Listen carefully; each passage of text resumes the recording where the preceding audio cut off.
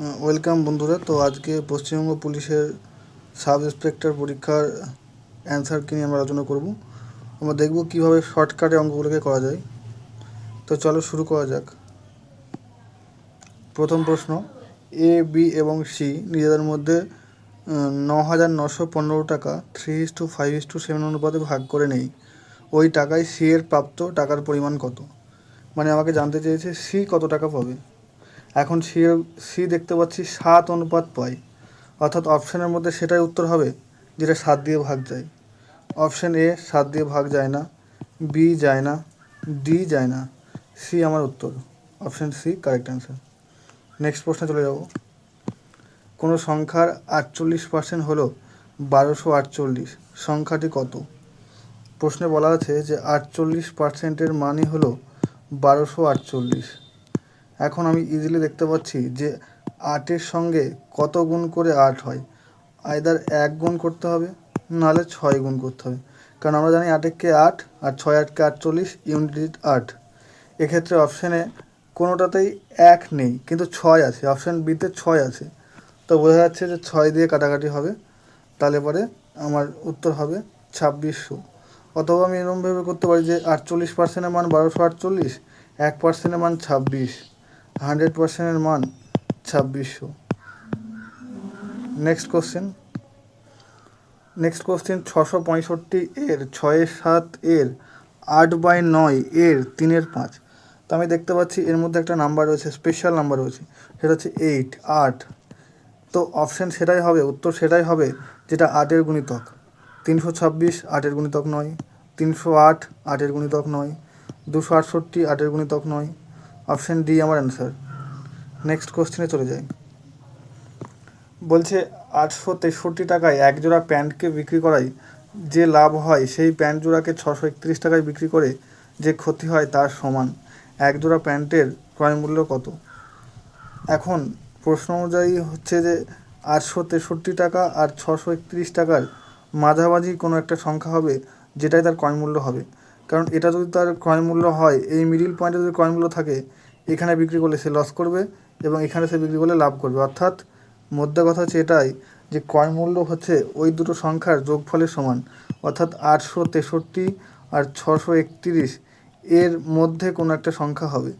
এখন 863 আর 631কে যোগ করে 2 দিয়ে ভাগ করলে বের করাই যায়, কিন্তু যদি ভাগ না করতে চাই তবে সেক্ষেত্রে কী হবে? 3 × 4, 3 × 4, এই 4কে 2 দিয়ে ভাগ করতে হবে। 2 দিয়ে ভাগ করলে কত হয়? 4কে যখনই আমি 2 দিয়ে ভাগ করব, ভাগ শেষটা কী হবে? আইদার মানে ভাগফলটা কী হবে? আইদার 7 হবে অথবা 2 হবে। অপশানে কোনো জায়গায় কি 2 আছে? 2 নেই, কিন্তু 7 আছে। অপশান ডি উত্তর। এবার কেউ চাইলে এই যোগটাকে করতে পারে। যোগটা করলে হবে 1434, 1434। একে 2 দিয়ে ভাগ করলে হবে 747, 2 দিয়ে ভাগ করলে হবে 747। তাহলে এক্ষেত্রে অপশান ডি আমার অ্যান্সার। চলে যাব নেক্সট প্রশ্নে।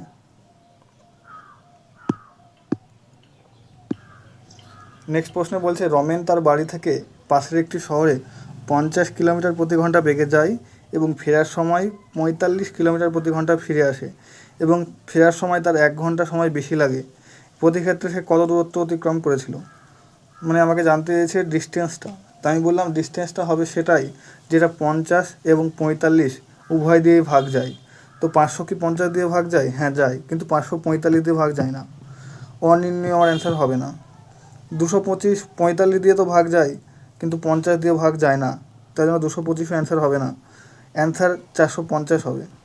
কারণ 450 এমন একটা সংখ্যা অপশানগুলোর মধ্যে যেটা দিয়ে 50 দিয়েও ভাগ যাবে, আবার 45 দিয়েও ভাগ যাবে।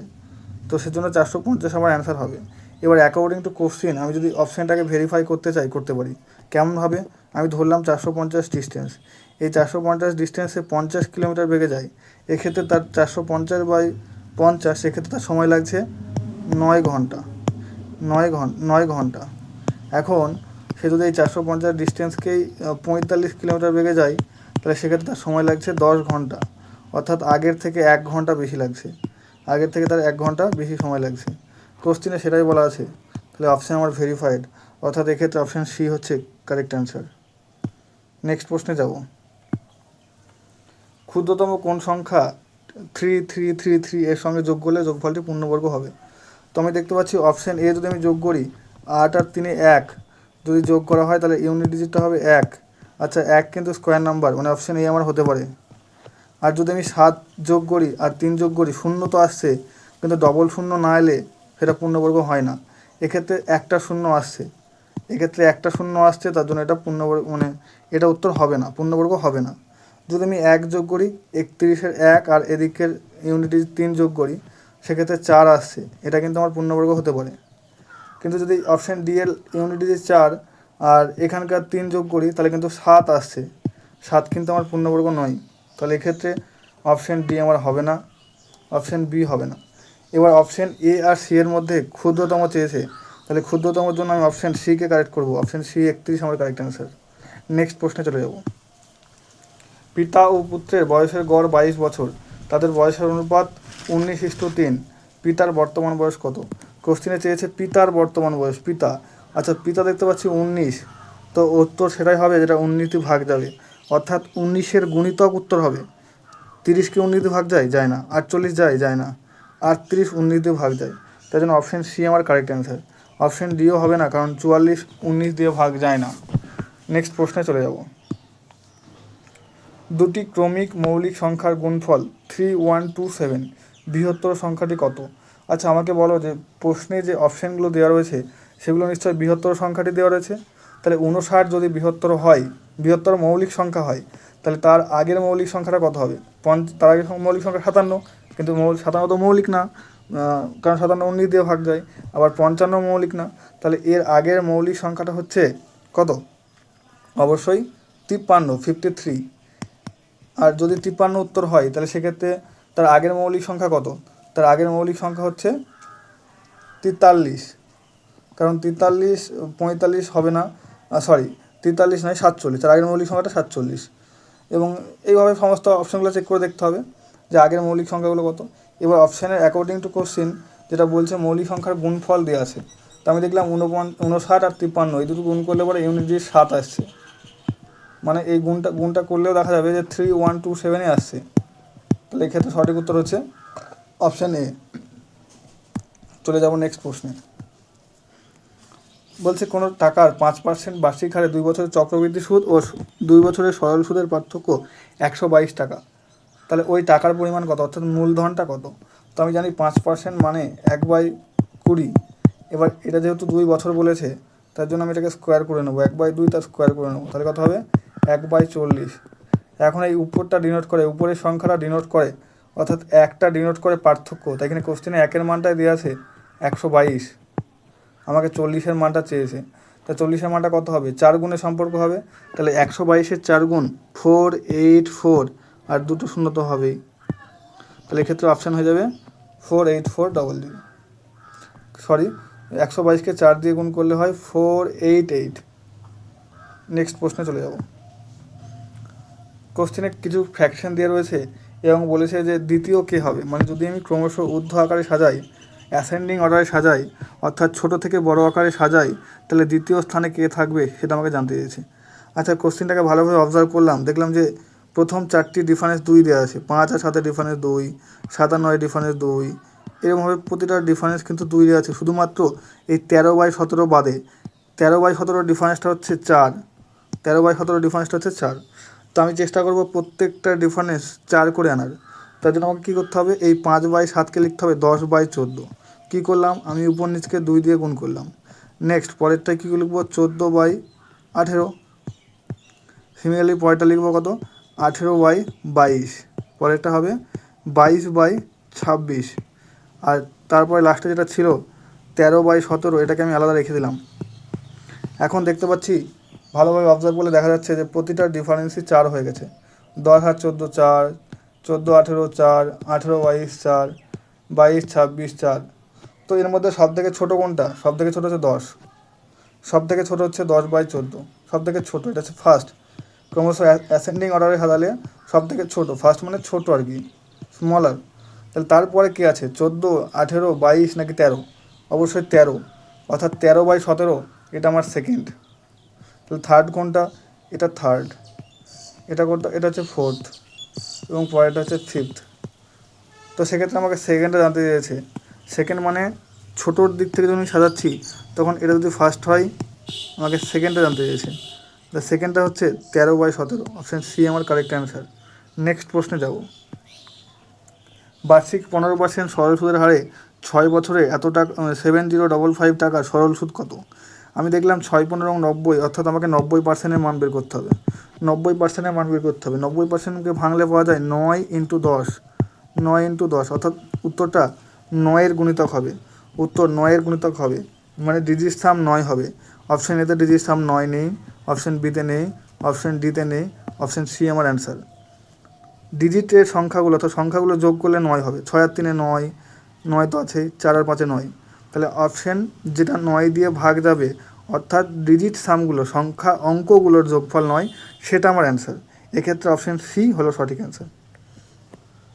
পরের প্রশ্নে বলেছে যদি এ সি এর থেকে 50% বেশি এবং বি সি এর থেকে 25% বেশি হয় তবে এ বি এর থেকে কত শতাংশ বেশি? তো আমি লিখলাম এ, পরে লিখলাম বি, পরে লিখলাম সি। এ হচ্ছে সি এর থেকে 50% বেশি। আচ্ছা 50% মানে কত? 50% মানে 1/2। তাহলে বি যদি 2 হয় তবে এ সি এর থেকে 50% বেশি, এ সি এর থেকে 50% বেশি, মানে আমাকে তুলনাটা এ আর সি এর মধ্যে দিয়েছে। তো আমি কী করলাম, প্রথমে সিকে নিলাম যে 2, তাহলে সি যদি 2 হয় তাহলে এ কত হবে?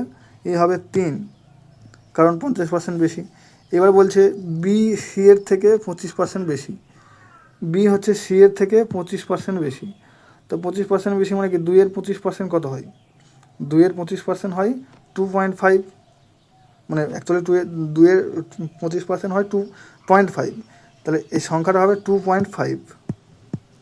এবার প্রশ্ন কী চেয়েছে, এ বি এর থেকে কত শতাংশ বেশি হবে? তো আমি ভালোভাবে অবজার্ভ করলে দেখতে পাচ্ছি এ আর বি এর মধ্যে এ হচ্ছে বেশি। কত বেশি? তারা 0.5 বেশি। কিন্তু কার রেসপেক্টে বেশি? মানে বি এর রেসপেক্টে বেশি, মানে 2.5-এর রেসপেক্টে বেশি। তো এটাকে লেখা যায় 1/5। এবার 1/5 মানে কত হয়? 20% হয়। এক্ষেত্রে সঠিক উত্তর হবে কত? Option C. নেক্সট প্রশ্নে যাই। পরপর 10% ও 20% ছাড়, মোটের উপর যে ছাড় তা কত? আমি দেখলাম অপশানের মানে প্রশ্নের মধ্যে 10% রয়েছে। 10%, যদি প্রশ্নের মধ্যে 10% রাখে তাহলে তার যে ছাড় তার ডিজিট সামটা 1 হতেই হবে। তো অপশান এর ডিজিট সামটা 6, অপশান বি এর ডিজিট সাম 6, অপশান সি এর ডিজিট সাম 3, অপশান ডি এর ডিজিট সাম 1। কেন? 8 আর 2 10, 10 মানে 1, তাহলে অপশান ডি আমার কারেক্ট অ্যান্সার। এটা হলো একদম স্মার্ট অ্যাপ্রোচ। এবার যারা পারবে না তাদের জন্য দেখাচ্ছি। 10% মানে কত? 1/10। তো 10 থেকে ছাড় দিয়ে হয়েছে 9। আর 20% মানে কত? 20% মানে 1/5। তাহলে 5 থেকে 1 ছাড় দিয়ে হলো 4। তাহলে অ্যাকচুয়ালি হলো 50 থেকে 36। 50 থেকে 36 ছাড় দিলাম কত টাকা? 14 টাকা। কয় টাকায়? 50 টাকায়। 14 টাকায় 50, মানে 50 টাকায় 14 টাকা ছাড়, তাহলে 28 টাকা ছাড় 100 টাকায়। আর 28 টাকা 100 টাকায় ছাড় মানে তো 28%। এটাকে তো আমরা পার্সেন্টেজ বলি। তাহলে এক্ষেত্রে অপশান ডি হচ্ছে কারেক্ট অ্যান্সার। নেক্সট প্রশ্নে যাব। এ বি সি কিছু টাকা ব্যবসায় শুরু করেছে এবং এ ব্যবসার শুরুতে কিছু টাকা বিনিয়োগ করে, বি এর দ্বিগুণ টাকা 6 মাস বাদে, সি এর 3 গুণ টাকা 8 মাস বাদে নিয়োগ করে। আচ্ছা আমি ধরলাম এ দিল 1 টাকা আর বি দিয়েছে এর দ্বিগুণ অর্থাৎ 2b, বি দিয়েছে 2 টাকা, আর কিন্তু সে খেটেছে 6 মাস, মানে এর টাকাটা খেটেছে 12 মাস আর বি এর টাকাটা খেটেছে 6 মাস। আর কি বলেছে যে সি এর 3 গুণ টাকা দিয়েছে, মানে 3 গুণ টাকা তো দিল কিন্তু 8 মাস বাদে দিল। 8 মাস বাদে দিল মানে হচ্ছে সি এর টাকাটা 4 মাস খাটবে। তো এখান থেকে দেখা যাচ্ছে 12a সমান 12b সমান 12c। এখন যদি 12 তুলে দেওয়া হয় তাহলে এ সমান বি সমান সি, অর্থাৎ এ বি সি এর মূলধনের অনুপাত সমান, এ বি সি এর মূলধনের অনুপাত সমান। আর যেটা মূলধনের অনুপাত সেটা তার লাভের অনুপাত। তার মানে এ যদি 1 টাকা পায়, বি 1 টাকা পাবে, সি 1 টাকা পাবে। তাহলে 3 ইউনিটের মানই 45,000 টাকা। 45,000 টাকা। তাহলে 1 ইউনিটের মান কত? 1 ইউনিটের মান হচ্ছে 15,000 টাকা, অর্থাৎ প্রত্যেকে 15,000 টাকা করে পাবে, সমান সমান টাকা পাবে। এক্ষেত্রে সঠিক উত্তর অপশান সি। নেক্সট প্রশ্নে যাব। √324, √324 মানে কত জানতে হবে। √324 মানে হচ্ছে 18, আর √256 মানে 16। তাহলে 18 থেকে 16 বাদ দিলে কত হয়? 2। 2 ইন্টু -4.5, তাহলে হচ্ছে -9। এটা হচ্ছে এই টোটাল থার্ড ব্র্যাকেটটার মান হচ্ছে -9, কিন্তু আমি বাইরে একটা মাইনাস দেখতে পাচ্ছি, তাহলে -9 আলটিমেটলি হবে +9। তাহলে এক্ষেত্রে সঠিক উত্তর হলো +9। অপশান বি আমার কারেক্ট অ্যান্সার। নেক্সট প্রশ্নে যাব। একটা কল কোনো জলাধারকে 30 মিনিটে খালি করে, দ্বিতীয় কলটি ওই জলাধারকে 45 মিনিটে খালি করে। যদি দুটি কল একসঙ্গে খোলা হয় তবে কত মিনিটে জলাধারটি খালি হবে? তো আমি ধরলাম প্রথমটা 30 মিনিটে খালি করে আর পরেরটা 45 মিনিটে খালি করে, মানে এও খালি করে এটাও খালি করে। তো 30 আর 45-এর লসাগু হচ্ছে 90। 30 আর 45-এর লসাগু 90, তার মানে এর এফিসিয়েন্সি কত? 3। আর দ্বিতীয় জলের এফিসিয়েন্সি কত? 2। তাহলে এবার 90 ইউনিট খালি করতে হবে আর দুজনে একসঙ্গে কাজ করবে, তাহলে 3 আর 2 5, তাহলে 90/5 মানে 18 মিনিটে তারা কাজটা কমপ্লিট করে দেবে। অপশান বি আমার কারেক্ট অ্যান্সার। নেক্সট প্রশ্নে যাব। কোনো একটা সংখ্যার কোনো একটা ভগ্নাংশে লবকে 200% বৃদ্ধি করা হলো। আমি ধরলাম সংখ্যাটা ছিল x/y। এবার একে যদি 200% বৃদ্ধি করা হয় তাহলে অ্যাকচুয়ালি সংখ্যাটা বর্তমানে হবে 300, কারণ 100 ছিল তার সঙ্গে 200% বৃদ্ধি করা হলো, তাহলে আলটিমেটলি সংখ্যাটা হবে 300%। সিমিলারলি হরকে 120% বৃদ্ধি করা হলো, তাহলে হরটা ছিল 100%, এখন 120% বৃদ্ধি করাই হরটা হবে 220%। এর মানটাই প্রশ্নে বলে দেওয়া আছে 4/11। তো আমাকে জানতে চেয়েছে আগে কত ছিল, অর্থাৎ x/y যে মূল সংখ্যা সেটার মান জানতে চেয়েছে। আমি কী করলাম? 0 0 কেটে দিলাম। এবার 11 দিয়ে কাটলাম 22কে, 2 লিখলাম। 2 দিয়ে কাটলাম 30কে, লিখলাম 15। তাহলে x/y মানে হলো 4/15। 4/15, এটা অপশান উত্তর, এটা অপশান সিতে আছে, এটা আমার উত্তর। নেক্সট প্রশ্নে যাব। এ একটি কাজ 12 দিনে করে, এ এবং বি ওই কাজটাই করে 8 দিনে। প্রশ্নে জানতে চেয়েছে বি কত দিনে করবে, বি কত দিনে করবে। তো 12 আর 8-এর লসাগু কত হয়? 24। তার মানে এ এফিসিয়েন্সি 2 আর বি এর এফিসিয়েন্সি 3। তাহলে এ করে 2 ইউনিট আর এ প্লাস বি দুজনে মিলে করে 3 ইউনিট। এখান থেকে বলা যায় যে বি এর এফিসিয়েন্সি 1 ইউনিট। আমাকে জানতে চেয়েছে বি কত দিনে করবে। টোটাল কাজ আছে 24 ইউনিট, বি এর এফিসিয়েন্সি 1 ইউনিট, তাহলে 24/1 মানে 24 দিনে কাজটা শেষ হবে। এক্ষেত্রে option C correct answer. Next প্রশ্নে যাব। 700 মিলিলিটার দুধ ও জলের মিশ্রণে দুধ ও জলের অনুপাত 7:2, আর কত মিলিলিটার জল মিশালে নতুন মিশ্রণে দুধ ও জলের অনুপাত 7:3 হবে? আচ্ছা, আমি দেখলাম শুধুমাত্র জল মিশিয়েছি, তাহলে জলের অনুপাতটাই চেঞ্জ হবে, আর প্রশ্নেও সেটা বলা রয়েছে। আগে 2 ছিল, এখন 3 হয়েছে জল, তাহলে জল কত বাড়লো? 1 ইউনিট বাড়লো। কত বাড়লো? 1 ইউনিট বাড়লো। এবার দেখলাম যে আমি ভালো করে দেখলাম যে 7 আর 2 9 ইউনিট ছিল, আর প্রশ্নে বলা হচ্ছে 9 ইউনিটের মানটাই 729, আর 1 ইউনিটের মানটা তাহলে কত হবে? 1 ইউনিটের মান হবে অবশ্যই 81। তাহলে আমাকে জানতে চেয়েছে 1 ইউনিটের মানে তো জানতে চেয়েছে, অর্থাৎ যে জলটা মেশানো হয়েছে সেটা 1 ইউনিট, আর 1 ইউনিটের মানটাই তো 81। এক্ষেত্রে option D 81 correct answer. Next প্রশ্নে যাব। 4টি ক্রমিক যুগ্ম সংখ্যা এ বি সি ডি এর গড় 99। তা আমি জানি যে পরপর যদি কোনো সংখ্যা থাকে তাহলে তাদের গড়টা হয় ঠিক মিডিলে, মানে এদিকে দুটো সংখ্যা বাদ এদিকে দুটো সংখ্যা বাদ, তাহলে ঠিকঠাক মিডিল হচ্ছে এটা হচ্ছে তাদের গড়। এখন তাদের গড়টা বলা আছে 99, তার মানে এই ঠিক মিডিল পজিশনে বসে যাবে 99। এবার যুগ্ম সংখ্যা মানে তার পরেরটা হবে 100 আর তারপরেরটা হবে 102, কারণ যুগ্ম সংখ্যা। 99টা কিন্তু আমার নাম্বার না, এটা কিন্তু আমার নাম্বার না, আমার নাম্বার 100, 102, আর তার আগেরটা হবে মানে এই বি এর জায়গায় বসবে হচ্ছে 98 আর এটা হচ্ছে 96। তাহলে নাম্বারগুলো আমার কী 96, 98, 100, 102। অ্যাকর্ডিং টু কোশ্চেন এটা এ, এটা বি, এটা সি, এটা ডি। আমাকে জানতে চাইছে বি আর ডি এর গুণফল কত। আচ্ছা, স্মল ক্যাপিটাল কোনো ব্যাপার না, আমি বোঝার সুবিধার্থে লিখছি। এক্ষেত্রে বি আর ডি, বি মানে হচ্ছে দ্বিতীয়টা মানে 98, আর ডি মানে হচ্ছে 102। এই দুটোর গুণফল চেয়েছে।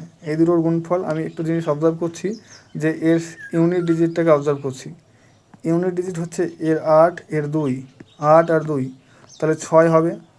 6 এখানে নেই, এখানে নেই, এবার প্রশ্ন হচ্ছে যে তাহলে গুণটা কী করব? হ্যাঁ, করা যেতে পারে। গুণ করলে তুমি উত্তর পেয়ে যাবে, কিন্তু গুণ না করেও অ্যান্সার করা যায়। কেমনভাবে?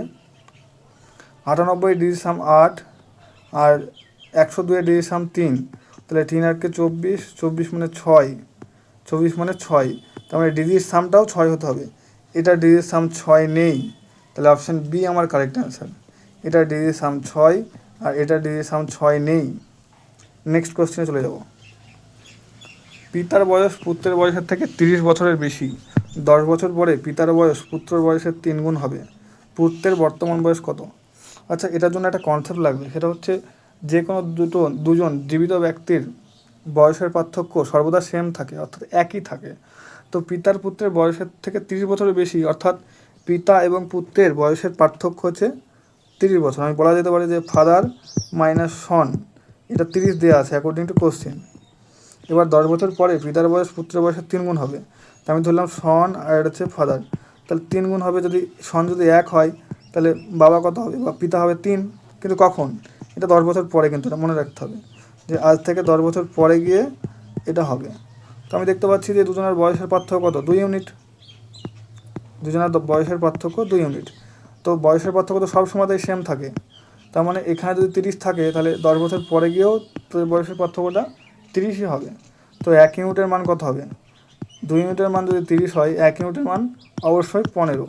তাহলে এই 1 ইউনিটটা কী ডিনোট করছে? এই 1 ইউনিটটা ডিনোট করছে যে পুত্রের বয়স 15, কিন্তু কবে? 10 বছর পরে গিয়ে। 10 বছর পরে গিয়ে।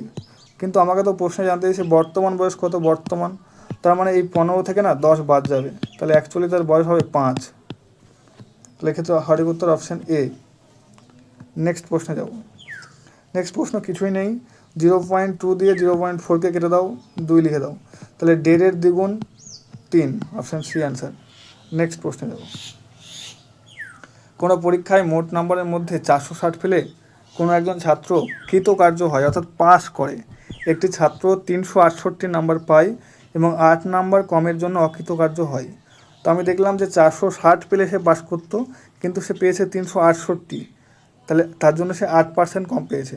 তো আমি ইজিলি ক্যালকুলেট করতে পারবো যে 460 আর 368 এর বিয়োগফলটা কত হয়? 92।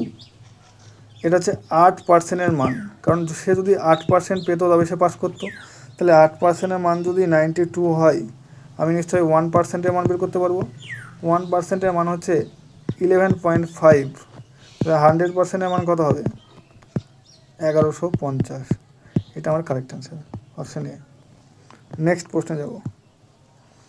নেক্সট প্রশ্ন খুবই টুইস্টের প্রশ্ন। কোশ্চেনে দেখতে পাচ্ছি যে এরকম দেওয়া আছে যে 9408 divided by root over something কিছু একটা সমান হচ্ছে 336। এখন একটা তো প্রসেস হতে পারে কাটাকাটি করা যেতে পারে, যে এরকম লিখলাম যে 336 দিয়ে এটা কেটে দিলাম, দিয়ে হবে 784, মানে 784 না, কাটাকাটি করলে পরে কাটাকাটি করে বললে হবে তোমার হচ্ছে 28 হবে, ঠিক আছে 28, এক্ষেত্রে কাটাকাটি করলে 28 হবে। তাহলে রুট ওভার জিজ্ঞাসা চিহ্ন সমান হচ্ছে 28, তাহলে মানে রুট ওভারে জিজ্ঞাসা চিহ্নের মান হবে 28 স্কোয়ার, দ্যাট ইজ 784। এবার একটা জিনিস দেখা যেতে পারে, এটাকে শর্টকাটে কীভাবে করবো? এই যে 6 আছে আর এই যে 8 আছে, এই 6কে কত দিয়ে গুণ করলে 8 হয়? 8 দিয়ে গুণ করলে 8 হয়, তাহলে এখানে 28 দিয়ে গুণ করলে এটা আসবে। এবার অপশানে দেখো 28 দিয়ে রেখেছে, আবার 28 স্কোয়ারও দিয়ে রেখেছে, তাহলে হয় 28 হবে, নাহলে 28 স্কোয়ার হবে। কিন্তু আমি দেখতে পাচ্ছি এখানে রুট আছে, রুট ওভার আছে, তাহলে রুট ওভার যখন আমি তুলবো তখন নিশ্চয়ই 28 স্কোয়ারটাই হবে, তাহলে 784 হবে। এটা আমার কারেক্ট অ্যান্সার। একটি ট্রেন 36 কিলোমিটার ঘন্টা বেগে দাঁড়িয়ে থাকা একজন ব্যক্তিকে 10 সেকেন্ড অতিক্রম করে। তাহলে 36 কিলোমিটার প্রতি ঘন্টা, 36 কিলোমিটার প্রতি ঘন্টা মানে 10 metre per second, 10 metre per second, এটা জানতে হবে তোমাকে। এবার সেই 10 মিটার পার সেকেন্ড বেগে গিয়ে 10 সেকেন্ডে অতিক্রম করেছে, 10 সেকেন্ডে অতিক্রম করেছে। তাহলে এই 10 মিটার পার সেকেন্ড মানে 1 সেকেন্ডে যায় 10 মিটার, তাহলে 10 সেকেন্ডে কত যাবে? 10 সেকেন্ডে যাবে 100 মিটার। এখান থেকে কি বোঝা গেল? যে ট্রেনটির দৈর্ঘ্য কত? ট্রেনটির দৈর্ঘ্য হচ্ছে 100 মিটার। এখন কি করছে? ওই ট্রেনটি 55 মিটার দীর্ঘ প্ল্যাটফর্মকে অতিক্রম করবে। তাহলে প্ল্যাটফর্মকে অতিক্রম করা মানে প্ল্যাটফর্মে দৈর্ঘ্য যাওয়া এবং নিজের দৈর্ঘ্য যাওয়া। ধরে নিলাম একটা প্ল্যাটফর্ম হচ্ছে এটা, আর এবার ট্রেনটা যদি এরকম হয় যে প্ল্যাটফর্মকে অতিক্রম করছে, তাহলে এত দূর পর্যন্ত আসলো ট্রেনটা, মানে ট্রেনের মাথাটা এরকম জায়গায় আছে, তাহলে ট্রেনটার লেন্থ হচ্ছে 100 মিটার আর 55 হচ্ছে প্ল্যাটফর্মের, তাহলে দুটো অ্যাকচুয়ালি টোটাল যেতে হবে 155।